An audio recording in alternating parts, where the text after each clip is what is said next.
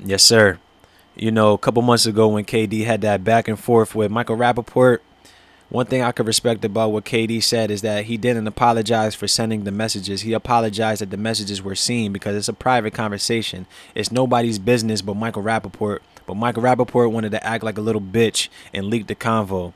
Not to digress, but what I'm saying is this. Living in this PR world, social media planet that we're stuck in and whatnot, everybody's stuck to walk on eggshells. Nobody wants to hurt anybody's feelings. Everybody's scared of this woke mob and scared of getting canceled. They all want to project the perfect image of yourselves. So when something happens, now you have to apologize. Yeah, PR stunts, endorsements, things are on the line. I get it. Follow the money. Rachel Nichols found herself in the same position. Basically, she was salty that Maria Taylor was stealing her job. That's a rumor that it was her job, but she's salty that she's not basically going to be the face of NBA Countdown. She's going to get replaced because she wants to say that ESPN is only making this move because in light of all of the murders, protests, and everything that was going on in 2020, ESPN felt like they had to make a move. And obviously, just like any other person in that position, you would be salty. I'm not making any excuses for this woman, but let's be real. So right now, with her making comments basically implying that Maria Taylor got the job because she's black, you're basically saying that she's not qualified, and you basically sound bitter. It is what it is. You basically have to make this apology now because it's a PR stunt. You have to diffuse the situation, and you have to show a good amount of the pro-black America that you're not a big-time bitch. It is what it is. So Rachel Nichols is joined by Kendrick Perkins and Richard Jefferson. And if you thought that these two big black NBA players was going to put Rachel Nichols in her place, you are sadly mistaken. Let's check it out. You in journalism school is don't be the story. And I don't plan to break that rule today or distract from a fantastic finals. But I also don't want to let this moment pass without saying how much I respect, how much I value our colleagues here at ESPN, how deeply, deeply sorry I am for disappointing those I hurt, particularly Maria Taylor, and how grateful I am to be part of this outstanding team. Well, Rachel, I want to say thank you. Thank you for accepting responsibility for your actions. You know, as someone that has known you for a long time, you know, being around you, you have treated me with the utmost respect, and you always made me feel comfortable in your presence. And I know your heart, you know, great person, great individual.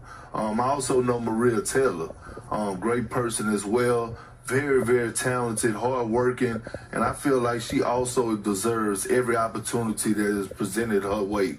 My only hope is that we have a commitment overall to support each other through this process and continue to support each other through our journey. No, I agree with Perk. Let me first say this. I fully support Maria Taylor. I've worked with her since I joined ESPN at Get Up and Countdown, and I've known Rachel for 20 years. Rachel and our entire group here have had some very difficult conversations over this time period, and those conversations don't end here. We will continue to have uncomfortable conversations. No one is excused. She is not excused. I am not excused. Perk.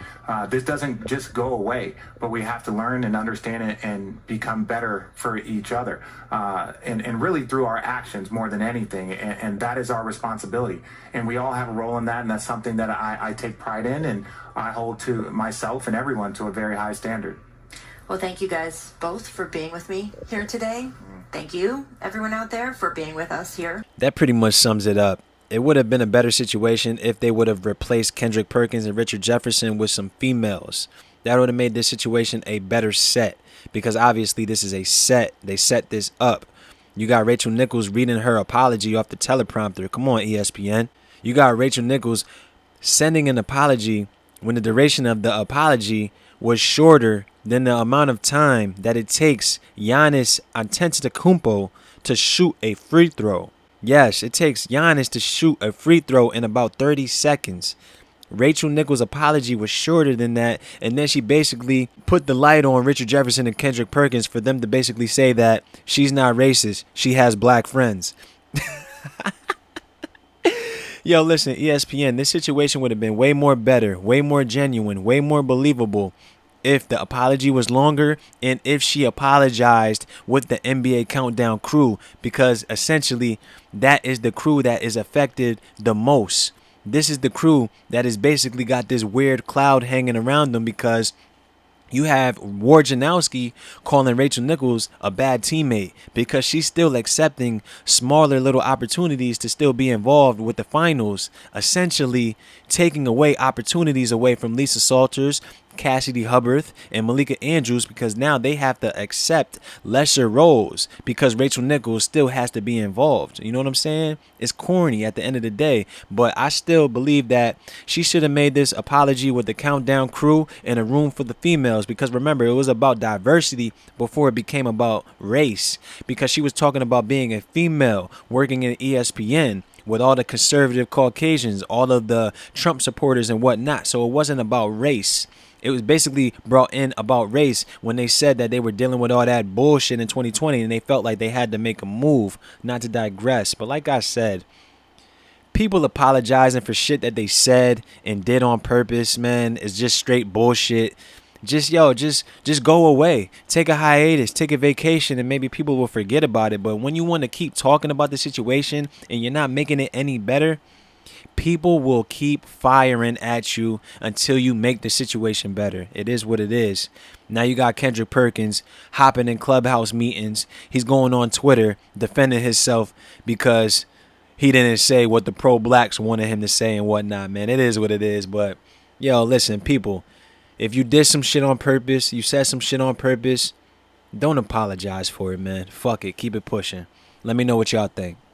I'm out.